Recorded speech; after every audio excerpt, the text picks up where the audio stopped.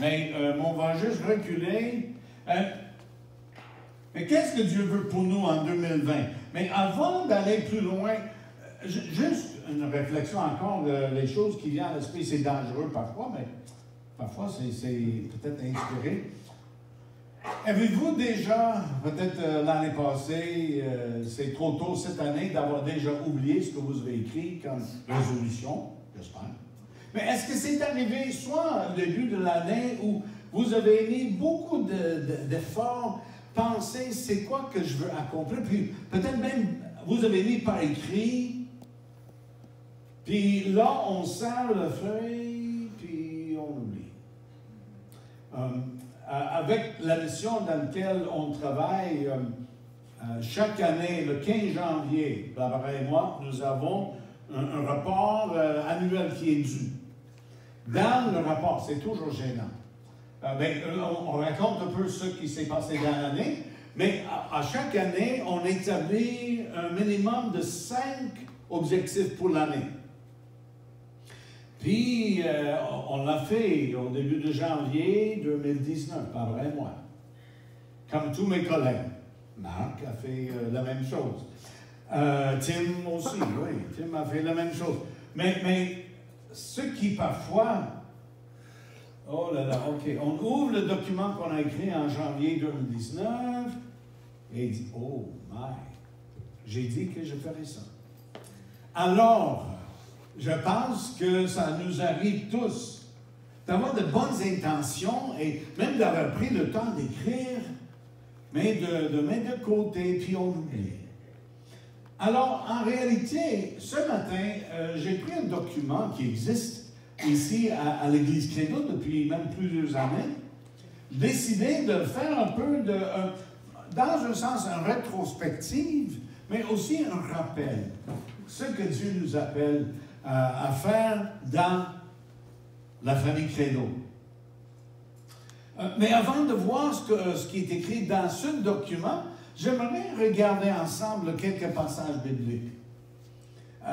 Quand j'ai été au séminaire, faisant l'étude pour ma maîtrise, un de mes profs, c'était un prof de grec, il a fait une étude qui était une soirée théologique, ça a l'air plate, je sais, mais c'était très intéressant.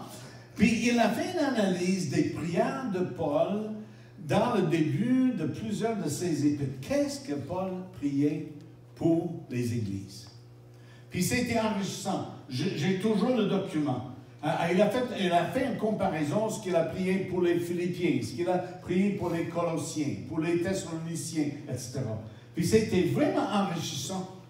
Et on ne fait pas en étude théologique ce matin, mais rapidement, on va lire quelques-uns de ces passages, parce que, en réalité, si Dieu a mis dans le cœur de Paul de prier pour certaines choses, et les choses qui se répètent, je pense que c'est une bonne idée pour nous. Alors, au lieu d'avoir lu, puis de mettre de côté notre Bible, pour dire, OK, on a déjà vu ça, puis non, de nous rappeler ce que Dieu veut. Et ça a été transmis par l'apôtre Paul. Alors, le premier sera en Philippiens. Et on va lire ensemble. Est-ce que vous êtes capable de voir? Non. Assez clair? Oui. OK. Lisons ensemble. Et voici ce que je demande dans mes prières, c'est que votre amour gagne de plus en plus en pleine connaissance et en parfait discernement pour que vous puissiez discerner ce qui est important. Ainsi, vous serez purs et irréprochables au jour de Christ. Et ça ne lit pas fort. Vous là? Alors, on va faire un ensemble après. Alors, c'est Philippiens. Le suite, se trouve, c'est sur deux diapos, mais se trouve dans l'épître aux Éphésiens. Lisons ensemble. Je demande que le Dieu de notre Seigneur Jésus-Christ, le Père qui possède la gloire, vous donne par son esprit sagesse et révélation, pour que vous le connaissiez, qu'il illumine ainsi votre intelligence, afin que vous compreniez en quoi consiste l'espérance à laquelle vous avez été appelés, Quelle est la glorieuse richesse de l'héritage que Dieu vous fera partager avec les membres du peuple saint? Et quelle est l'extraordinaire grandeur de la puissance qu'il met en œuvre en notre faveur, nous qui plaçons notre confiance en lui? Hey, c'est incroyable. Là encore, on va réviser dans un instant, mais Paul, mais l'Église de Éphèse, il a passé 2 ans avec ces gens.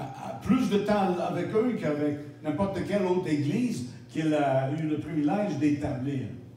Encore, on va aller en Colossiens, chapitre 1, ensemble. Nous ne cessons de prier Dieu pour vous. Nous lui demandons qu'il vous fasse connaître pleinement sa volonté en vous donnant par le Saint-Esprit une entière sagesse et un parfait discernement. Est-ce que vous voyez les choses qui se répètent? Alors là, on va faire un tour injuste. Je pense qu'il y a 5 ou 6 des sujets qui reviennent. Puis on a sauté une prière à 1 Thessaloniciens, à 2 Thessaloniciens. Alors il y en a d'autres. Mais de cette lecture-là, regarde premièrement, croître dans l'amour. Paul priait que les gens dans la famille de Dieu vivent une croissance dans l'amour. Plus tard ce matin, on va parler de l'amour pour qui? Mais pour Dieu, pour nos prochains. Ici dans la famille, mais aussi pour les gens à l'extérieur de l'Église Créneau. Alors, croître dans l'amour. Est-ce que vous pouvez, vous pensez, OK, quels sont mes objectifs pour 2020?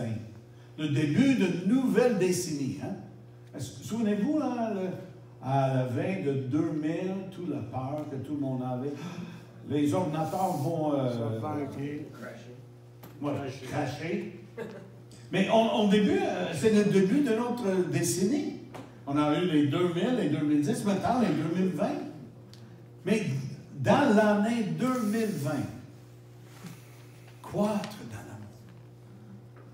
Les uns envers les autres, avec le Seigneur. Une deuxième chose qu'il a parlé, il parlait de discernement, je pense, dans les 3 passages.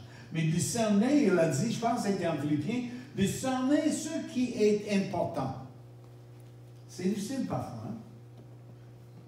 Le choix entre le bon et le meilleur.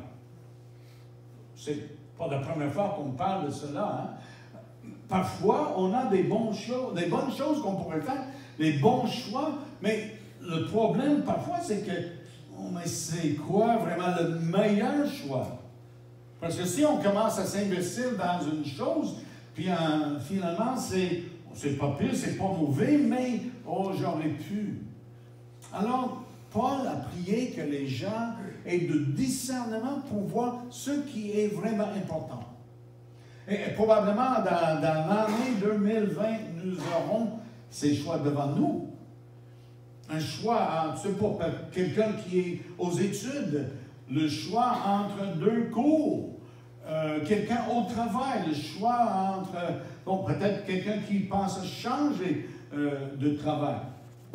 Ben et Amy ne sont pas avec nous ce matin, mais Ben Guillaume est devant cette sorte de choix actuellement. Il va retourner bientôt au travail après un long temps de repos. Mais il a des choix maintenant. Puis, il se casse la tête un peu. Quel serait le meilleur? Puis il travaille avec des HR, c'est quoi? Ressources humaines. Mais des choix. Et on aura tous des choix cette année. Une troisième chose qu'il mentionne, c'est qu'il priait qu'il possède une connaissance grandissante de Dieu. Qui est votre Dieu?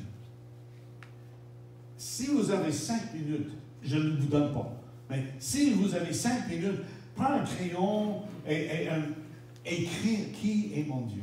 Quelles sont les idées qui viendraient à l'esprit? Comment est-ce que vous serez capable de décrire votre Dieu?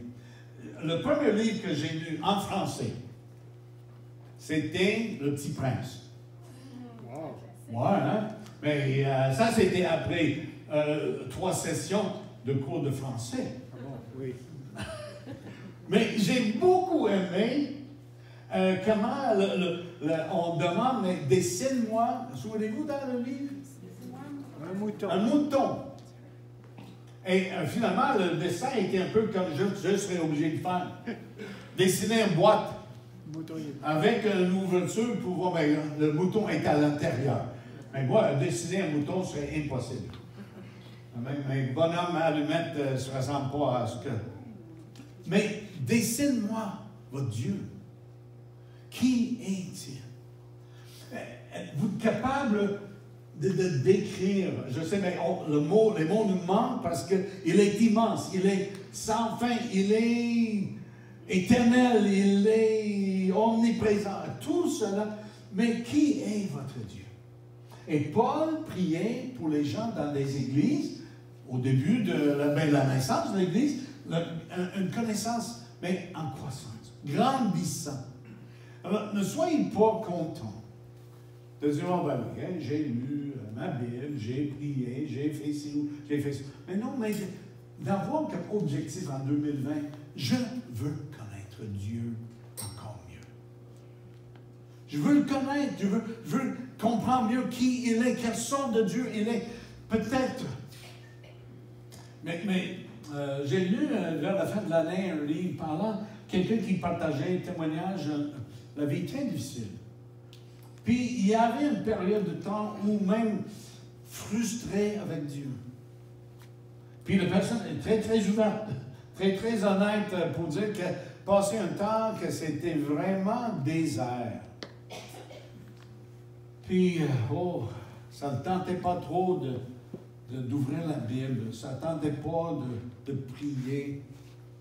Mais la chose qui a continué à aider la personne à en sortir finalement, c'était même si ça ne le tentait pas, il essayait de partager son cœur avec Dieu. Même de partager la misère qu'elle vivait, les frustrations qu'elle vivait. Puis savez-vous quoi? Dieu n'est jamais offensé par l'honnêteté de nos cœurs. Jamais. Vous avez lu les prophètes de l'Ancien Testament? Vous avez lu les psaumes? Hey, les gens qui ont écrit la parole de Dieu étaient très honnêtes. Puis ils disaient ce qu'ils avaient sur le cœur. Ils vidaient le sac. Puis Dieu, non. Parce qu'il a les épaules très larges, notre Dieu. Une quatrième chose, c'est que il y a trois choses mais c'est tiré des versets en Colossiens. Comprendre notre espérance. Avez-vous de l'espérance? Pas où j'espère que ça va arriver. Non. L'espérance dont la parole de Dieu parle, c'est une certitude. Avez-vous cette espérance? L'éternité, on commence par là.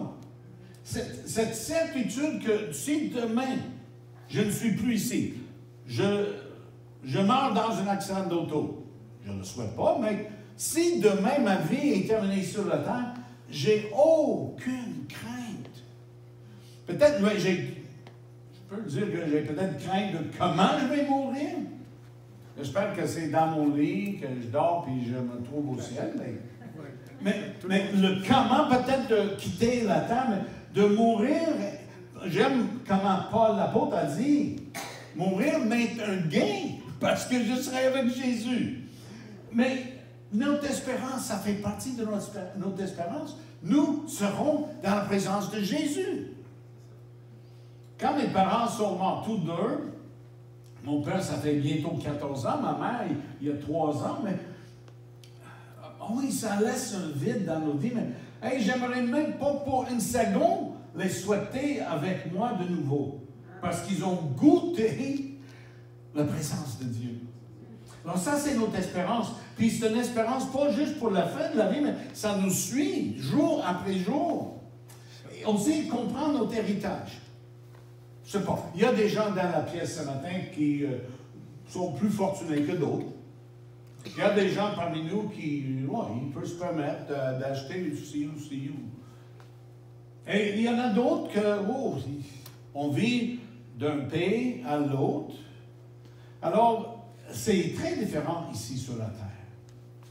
Mais, comme enfant de Dieu, notre héritage, on ne peut même pas le compter. la valeur de ce qui est en nous, ça vaut tellement cher qu'on ne peut même pas imaginer notre héritage.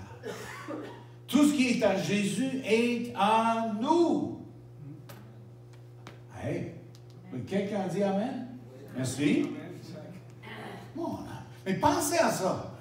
Parce que je sais, on passe par les périodes dans la vie, puis hey, c'est sérieux, on parle de finances, ou c'est très difficile, mais nous avons un héritage. Nous sommes, avec notre grand frère Jésus, les héritiers de Dieu de l'univers.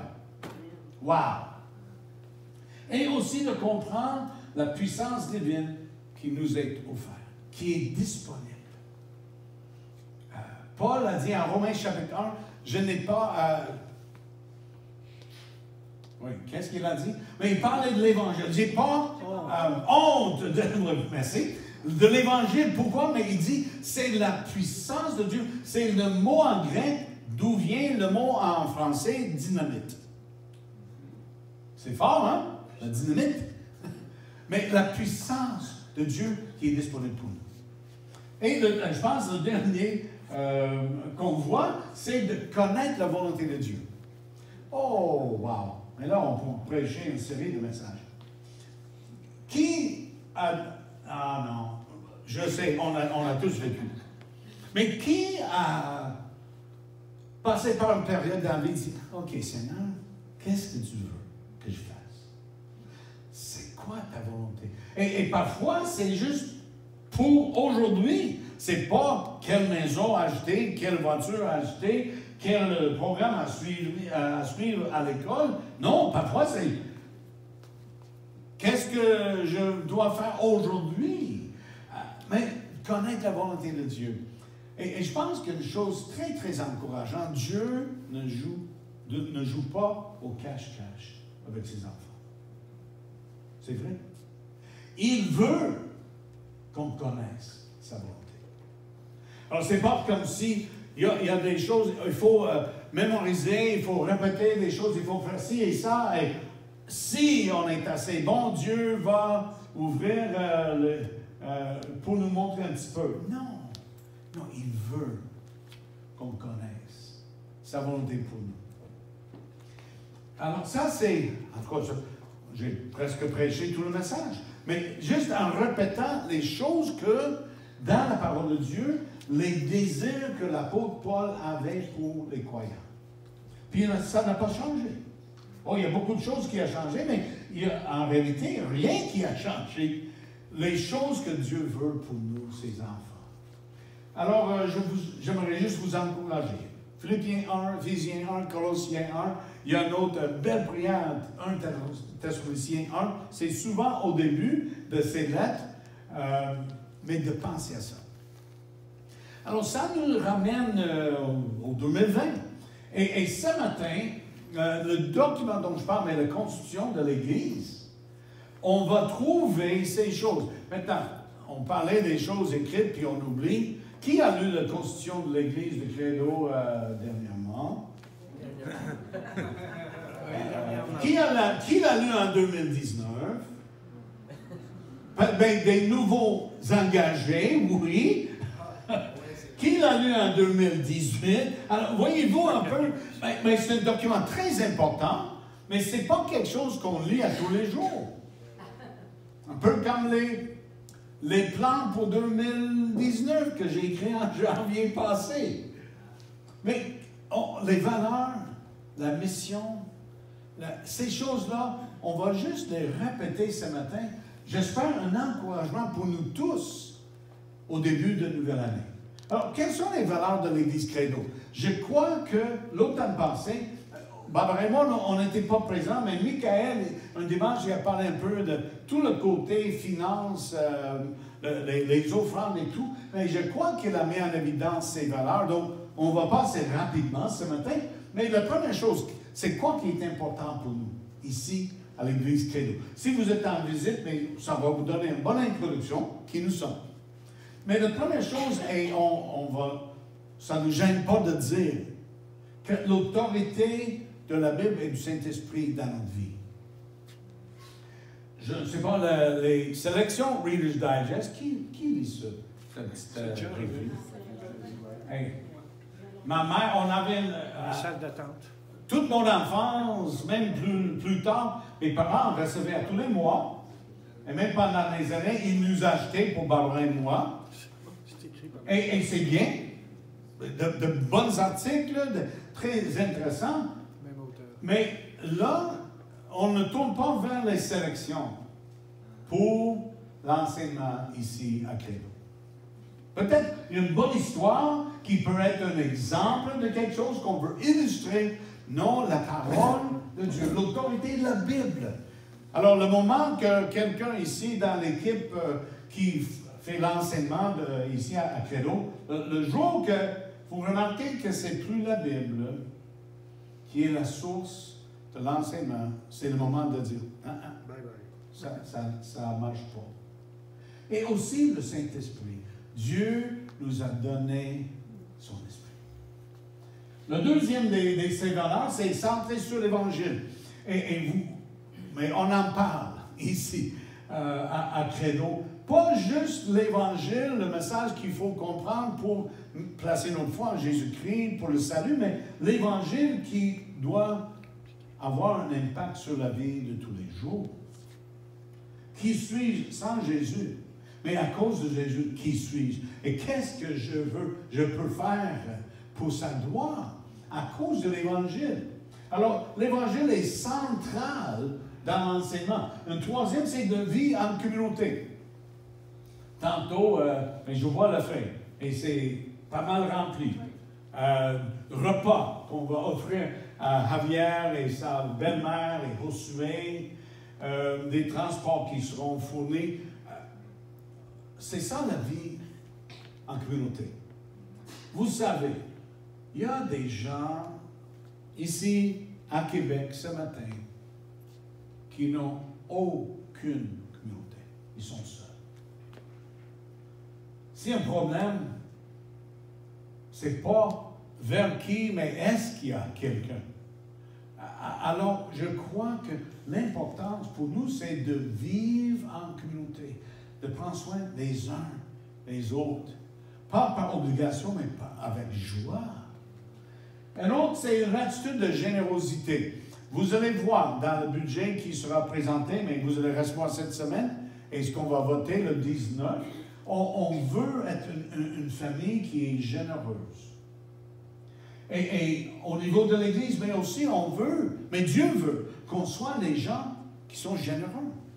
Et si on voit quelqu'un qui a un besoin, si on a une capacité, on va essayer de combler, ou au moins faire partie peut-être d'un groupe de personnes qui vont combler un besoin. Mais c'est ça, de vivre en communauté avec une attitude de générosité. La diversité de nos engagés. J'ai remarqué quand Michael a présenté les 7 personnes, on a des nations sont représentées.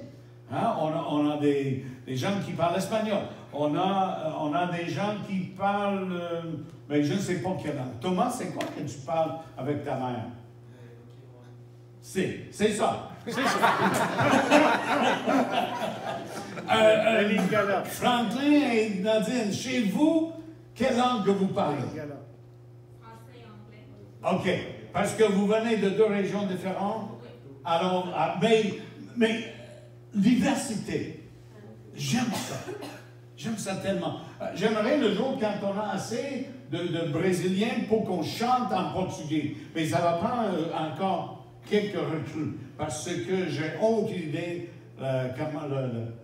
comment prononcer les mots en portugais. Mais ça sent bien. Mais diversité. C'est pas inventé pour nous à Credo, mais on se pratique pour le ciel. Parce qu'au ciel, il y aura des gens de toute langue, de toute race, de tout... Et là, Dieu, dans sa grâce, il nous comble ici à Credo avec des gens qui viennent d'ailleurs. Aussi bien que les gens d'ici. Alors, diversité. Puis finalement, le travail d'équipe. Michael, je pensais entre lui et Michael que j'avais rien à dire dans l'étude ce matin, mais le travail d'équipe, quand Credo était un très, très bon exemple, il y a pas une personne. Il n'y a personne ici capable de tout faire. Je viens d'un arrière-plan où, exemple, mon père était pasteur pendant presque 50 ans. La plupart du temps dans des églises, mais pas petites selon Québec, mais 200, 250. Mais ça, c'est petit aux États-Unis. Mais pendant la plupart de son ministère, il était le seul pasteur. Il n'y avait pas une équipe d'anciens, il était seul. Il y avait des diacres avec qui il travaillait, mais et mon père était un peu comme un homme à tout faire. Puis c'était difficile. Plus tard, moi, je ne réalisais rien quand j'étais petit, mais plus tard, quand je commençais le ministère pastoral, je réalisais à quel privilège que j'avais, moi, de travailler avec une équipe, d'être un membre de l'équipe. Et on avait 4-5 qui supportaient le poids. Parfois, et c'est nous, parfois. Mais le travail d'équipe, ici, à Credo, on compte sur vous. C'est une famille. Et chaque membre de la famille a des responsabilités. Alors, les valeurs de l'Église Credo. Passons à maintenant la mission de l'Église Credo, notre raison d'être. Mais qu'est-ce que c'est? Michael, on a été à une rencontre il y a quelques semaines, puis par cœur, boum, il a dit. Puis il dit, envoie-moi ça parce que j'ai oublié que c'était dans la Constitution. Mais c'est quoi notre raison d'être? J'aime tellement, j'avais rien à faire avec la formulation de cette phrase, mais je trouve génial. Alors, premièrement, pour la gloire de Dieu. C'est une bonne place à commencer. Pour la gloire de Dieu. Mais c'est quoi notre raison d'être? Si on n'a pas en vue la gloire de Dieu, mais on n'a aucune raison de nous rencontrer le dimanche matin. D'être en petit groupe la semaine. On n'a vraiment aucune raison. On peut faire d'autres activités, mais la gloire de Dieu doit être au début. C'est dans 1 Corinthiens chapitre 10. Vers la fin de ce chapitre-là, il dit, quoi que vous fassiez, que vous mangez, que vous buviez, peu importe, et ajoutez tout le reste, pour la gloire de Dieu. C'est intéressant, c'était à la fin d'un passage où Paul pendant trois chapitres, il a traité la question la viande offerte aux idoles. Et pour nous, on ne comprend rien de cela. Ce n'est pas dans notre arrière-plan, mais pour les gens dans la ville de Corinthe, c'était ça, l'idolâtrie, les idoles, les sacrifices aux idoles, ça se faisait régulièrement. Alors la grande question était, OK, mais si la viande était offerte à une telle idole, puis par la suite on va le vendre dans le marché, est-ce qu'on peut l'acheter? Est-ce qu'on peut le manger? Et pour nous, c'est ridicule. C'est un bon steak, achète-le, mange-le. Mais nous, on ne comprend pas le contexte. Alors, Paul a pris beaucoup de temps, 3 chapitres, pour parler de tout cela. Mais la fin de l'histoire pour lui, c'était chapitre 10, verset 31. Fais tout pour la gloire de Dieu. Si parfois on dit, oh, OK, je ne vais pas manger cela, parce que je ne veux pas être une offense. Ou d'autres fois, on dit, ben oui, je peux manger avec reconnaissance, mais pour la gloire de Dieu. Alors, pour nous, Credo, la mission de Credo commence par pour la gloire de Dieu.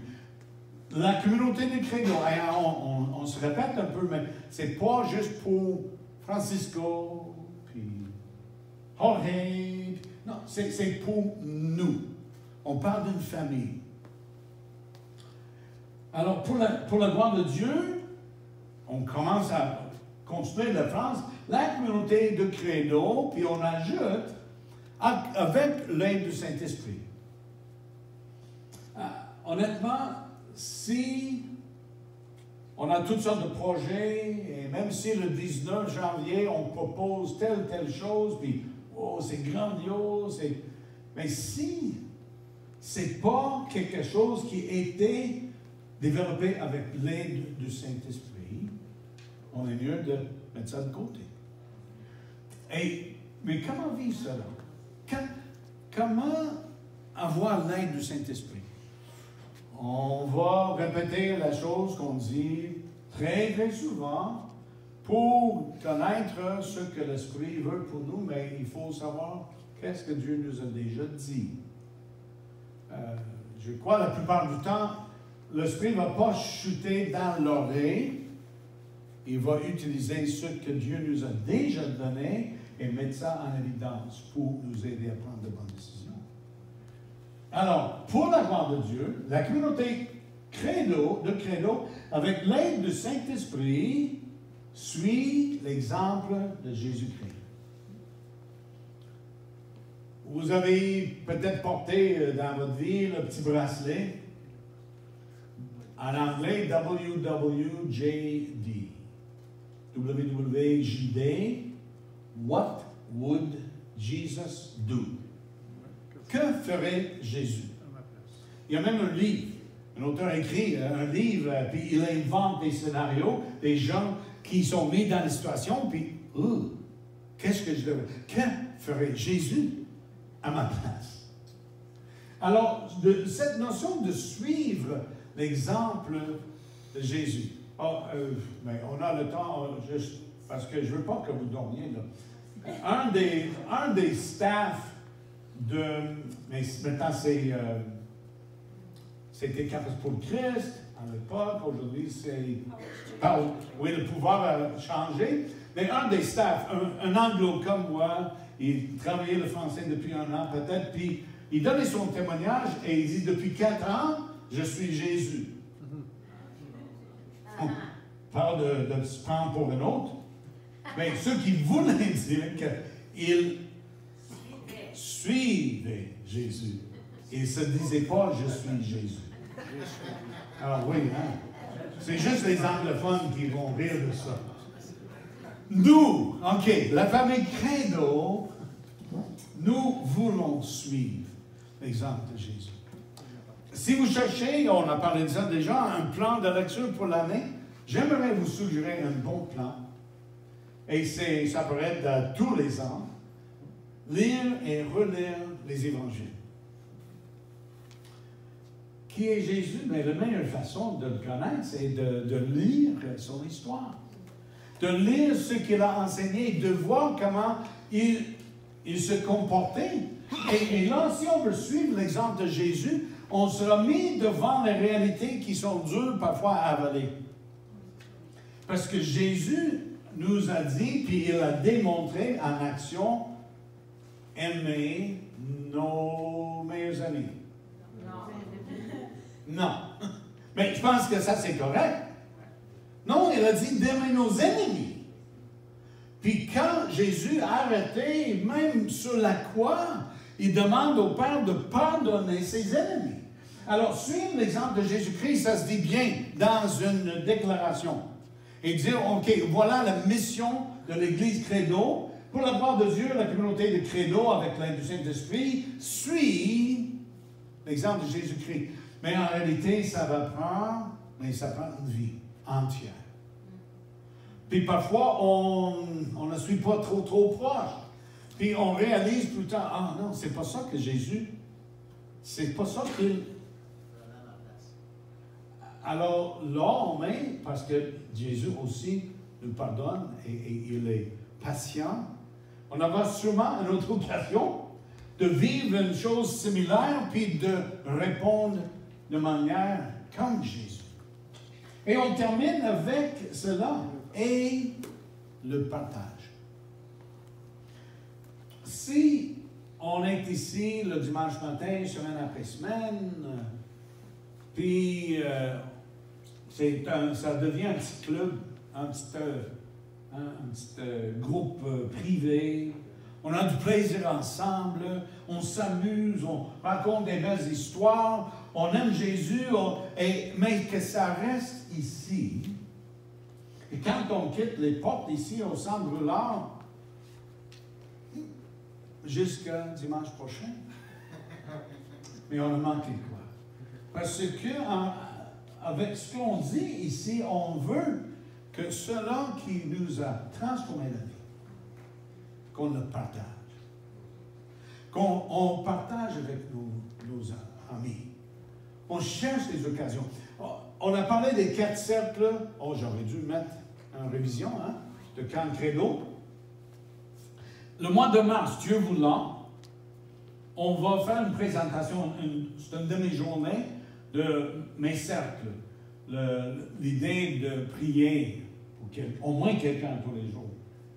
De prendre un repas ou un temps avec quelqu'un qui ne connaît pas Jésus, une fois par semaine, et intentionnellement de chercher une occasion, une fois par mois, de s'asseoir avec quelqu'un qui a besoin d'entendre l'Évangile. Et là, on va prendre une demi-journée, on va aller plus profondément dans tout cela, mais cette notion de partager ce qu'on a vécu. La vérité qui a transformé nos vies, c'est trop bonne nouvelle de le garder pour nous-mêmes. Alors, la mission de l'Église, maintenant on va demander que ça soit mémorisé pour le 19 janvier. Mais en tout cas, Michael, il l'a fait, alors on va compter sur lui. Et finalement, la culture. C'est quoi la culture? Mais ce que j'aime, parfois je rencontre des gens qui sont venus, ils ont visité l'église Credo, puis avoir l'occasion de parler ensemble, puis demander, bien, souvent je demande, mais comment vous avez entendu parler de notre église? Et parfois, juste d'avoir les échos de ces gens pour donner un peu comment est-ce qu'ils ont vécu l'expérience. On veut que la culture à l'Église Credo soit quelque chose qui encourage les gens à venir. Alors, on dit que la culture de l'Église, c'est basé sur 2 commandements. Vous les connaissez? Oui, vous les connaissez. Alors, tu aimeras le Seigneur ton Dieu de tout ton cœur, de toute ton âme, de toute ta pensée. C'est là le commandement le plus grand et le plus important. Ça, c'est un. Il y a un second qui lui est semblable, tu aimeras ton prochain comme toi-même. Deuxième. Alors, la culture qu'on veut vivre, on veut créer ici à l'Église Credo est basée sur ces 2 versets. C'est Matthieu chapitre 22, versets 37 et 38. On veut que ça soit la base de ce qui se passe entre nous. Et donc, la culture aussi est informée par une commission. Et encore, les choses que vous connaissez. Et ça se trouve à Matthieu chapitre 28. J'ai reçu tout pouvoir. Jésus qui parle. J'ai reçu tout pouvoir dans le ciel et sur la terre. Allez donc dans le monde entier, faites des disciples parmi tous les peuples, baptisez-les au nom du Père, du Fils et du Saint-Esprit, et enseignez-leur à obéir à tout ce que je vous ai prescrit. Alors, 2 commandements et une commission sont à la base de ce qu'on appelle la culture de l'Église Credo. Première chose, une passion pour Dieu. Ça a l'air à quoi? Même quand vous entendez ça, puis si vous êtes à Credo depuis des années, si ce n'est pas la première fois que vous avez vu ça, mais qu'est-ce qu'une passion pour Dieu? Juste, pas besoin même de lever la main. Qu'est-ce que ça représente pour vous? Une passion pour Dieu. Le louer, le prier, le chanter. OK? D'autres choses? Qu'il soit très présent dans notre vie. Qu'il soit très présent dans notre vie. OK? Passion pour Dieu. Rien au-dessus. Rien au-dessus. OK? Rien au-dessus. Parler de l'Évangile à une autre personne qu'on ne connaît pas. OK? Et garde cette notion. Oui, ça fait partie, et on va l'appliquer encore un peu plus tard, Jacques. La passion pour Dieu. Qu'il est le centre. Il est le centre. On chante. Jésus, soit le centre. Oui, Émile. S'attacher à Dieu. OK. Alors, vous voyez, c'est pas que c'est différent d'une personne à l'autre, mais cette notion d'avoir une passion pour Dieu. Puis c'est, si ça fait, une partie de cela, c'est que je veux passer du temps avec lui. Donc, ça veut dire que je vais, dans mon horaire, j'aurai du temps pour prier. j'aurai du temps pour lire et méditer ce que je lis dans la parole.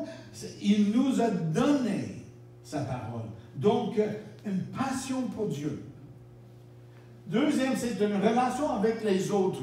Et pour le moment, on va parler des autres qui font partie de la famille de Dieu.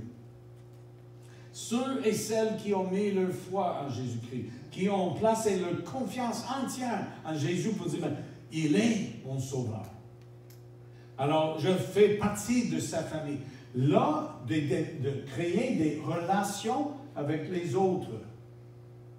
Puis, c'est basé sur le deuxième commandement, tu aimeras ton prochain comme toi-même. Hein? C'est plutôt rare, les gens qui ne s'aiment pas. Non. On prend soin de nous-mêmes. Hein? Je fais attention d'être sûr que j'ai bien mangé, que j'ai encore un manteau chaud avant que je sorte dehors. Je prends soin de moi. Mais le Seigneur a dit, mais prends soin des autres dans la famille, aussi bien que tu le fasses pour toi-même. Puis le troisième, c'est une implication dans le monde. Dans le sens que les gens qui ne connaissent pas encore Jésus. Et je pense que c'est important dans nos pensées de le dire de cette manière, qui ne connaissent pas encore Jésus. On lit les histoires des gens qui se tournent vers Jésus-Christ, que Dieu les transforme, puis parfois on lit l'histoire de quelqu'un qui dit, hey, lui, là, c'est étonnant qu'un tel soit sauvé. C'est ça que l'Église primitive disait quand Paul acceptait le Seigneur. Parce que lui, il mettait en prison et il voulait qu'il soit éliminé. Alors, une éducation dans le monde. Et cela crée ce qu'on appelle ici le pari de l'Église Credo. Le défi devant nous. Pas pari dans le sens au jeu, mais un défi pour nous. C'est de vivre cela, une passion pour Dieu, une relation avec mes frères et sœurs, et aussi une implication qui est réelle dans le monde des gens qui m'entourent. Presque terminé, parce que l'horloge aussi dit, presque terminé, mais comment le vivre? Et dans notre Constitution, on suggère deux choses. Premièrement, on suggère un axe individuel.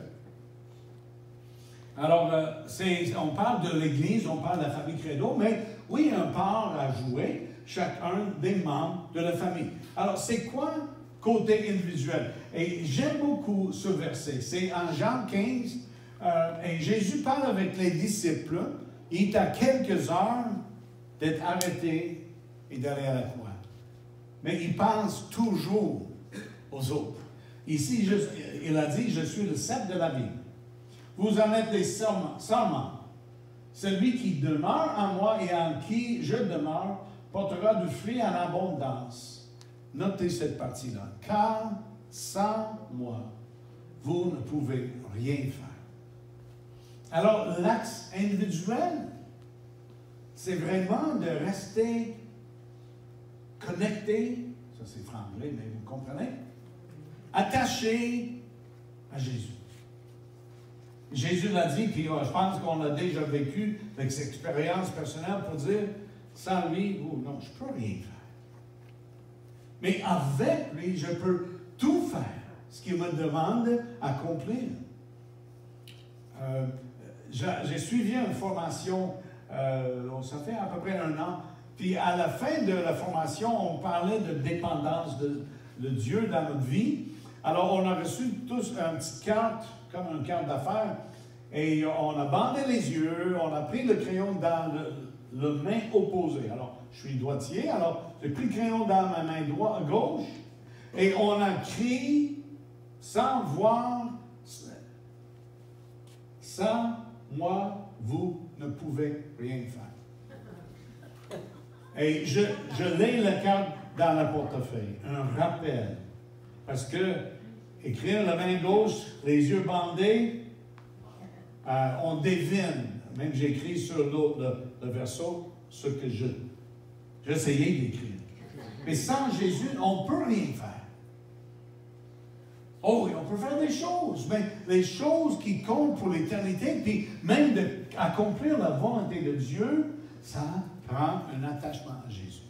Alors ça, c'est le côté individuel. Puis rapidement, le côté communautaire, c'est quoi cet axe? Acte chapitre 2, on raconte comment l'Église primitive agissait. Tous les jours, d'un commun accord, ils se retrouvaient dans le cours du temple. Ils rompaient le pain dans les maisons, prenaient le repas dans la joie avec simplicité du cœur. Ils louaient Dieu et le peuple tout entier leur était favorable. Le Seigneur ajoutait chaque jour à leur communauté ceux qu'il sauvait. Peut-être, on recule de 2000 ans. Contexte très, très différent aujourd'hui. Mais c'est une vie de communauté. Vous avez un part individuellement, mais aussi vous avez un part qui fait partie de la famille. 2020, qu'est-ce que Dieu veut pour nous? Mais, entre autres, on a vu, il veut qu'on ait une croissance dans l'amour. Il veut qu'on ait un discernement pour déterminer c'est quoi les vraies choses, les choses où on doit mettre notre énergie. Mais, en disant tout cela, on arrive à la conclusion, au moins ce matin, pour dire, Dieu a des désirs pour nous. Il a dit, un des prophètes dans l'Ancien Testament dit des bons plans, des bons projets. Et si 2019, c'était une année dure, c'était une année difficile, puis peut-être une partie de l'année où vous avez mis en question, mais Dieu, es-tu vraiment là? Est-ce que tu m'as oublié? Commençons 2020 avec la certitude qu'il est là, qu'il nous aime et il veut faire de grandes choses dans nos vies. Et on va le faire ensemble. Alors pour 2020, je nous souhaite. Nous souhaitons ensemble une année où on va vivre, on va penser ensemble. Et quand il y a des choses difficiles, on sera là, on va se rallier pour s'encourager. Quand il y a des moments de joie, on sera là pour faire le party ensemble, pour louer Dieu. Et on va le faire ensemble, mais chacun faisant sa part. Seigneur, merci pour les épîtres et comment Paul a écrit ses désirs, les prières qu'il priait pour les gens dans l'Église primitive. Seigneur, ces requêtes sont pareilles pour nous aujourd'hui. Merci pour ton amour et merci que tu t'intéresses à nous et tu prends soin de nous. Et Seigneur, quand on est découragé, je prie que tu vas envoyer quelqu'un qui peut épauler, qui peut prier avec nous, qui peut nous encourager, nous aider à continuer d'aller de l'avant. Et Seigneur, que ton nom soit glorifié pour ta gloire, Seigneur. Et je prie ces choses dans le beau nom de notre Sauveur Jésus-Christ. Amen. Amen. Alors, bonne année 2020, que Dieu nous bénisse. Merci.